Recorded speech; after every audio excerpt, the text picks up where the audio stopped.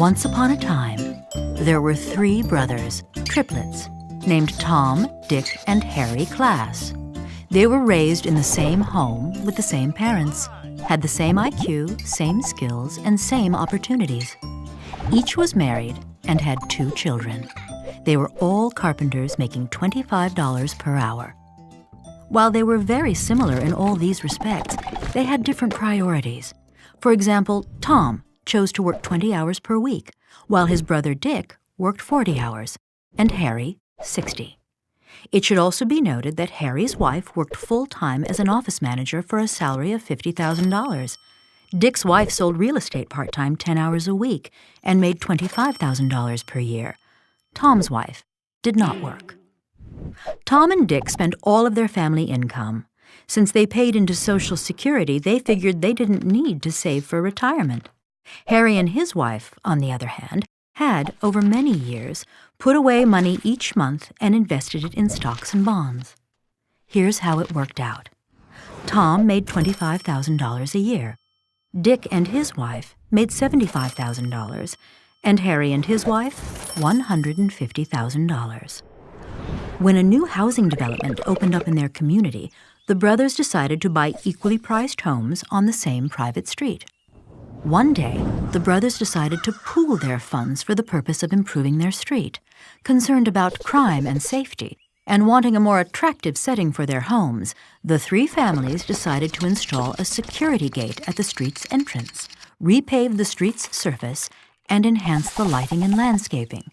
The work was done for a total cost of $30,000. Harry assumed they would divide the bill 3 ways, each brother paying $10,000. But Tom and Dick objected. "Why should we pay the same as you?" they said. "You make much more money than we do." Harry was puzzled. "What does that have to do with anything?" he asked.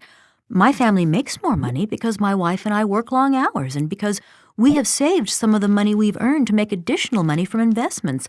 Why should we be penalized for that?" "Harry, you can work and save all you like," Tom countered. "But my wife and I want to enjoy ourselves now, not 25 years from now." "Fine, Tom. Do what you want. It's a free country. But why should I have to pay for that?" "I can't believe you're being so unbrotherly," Tom argued. "You have a lot of money and I don't. I thought you'd be more generous." At this point, Dick, the peacemaker in the family, entered the conversation. "I've got an idea," Dick said. "Our combined income is $250,000, and $30,000 is 12% of that amount. Why don't we each pay that percentage of our income? Under that formula, Tom would pay $3,000, I would pay $9,000, and Harry would pay $18,000. "I have a much better idea," said Tom, "and one that's fairer than what you're proposing." Dick and Harry turned to Tom. "Harry should pay $23,450. Dick, you should pay $6,550. And I will pay nothing." To Dick, this sounded completely arbitrary and not really fair, but it did have one big plus. His share would be $2,450 less under Tom's formula than under his own. So he decided to be silent. Harry, however, was stunned.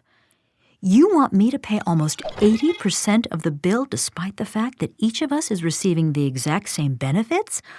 Where did you get such a crazy idea?" "From no less an authority than the U.S. government," Tom responded as he pulled out a gray booklet.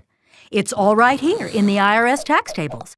This is the progressive income tax system all U.S. taxpayers live under, and I don't see why we should be any different. In fact, I believe all future improvements should be paid in this way." "Works for me," said Dick.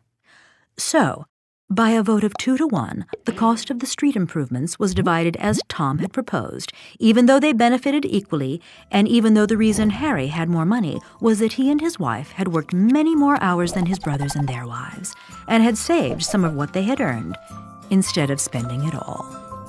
Tom and Dick lived happily ever after with their new arrangement. Harry grumbled a lot, but whenever he complained, his brothers called him greedy and selfish. The end.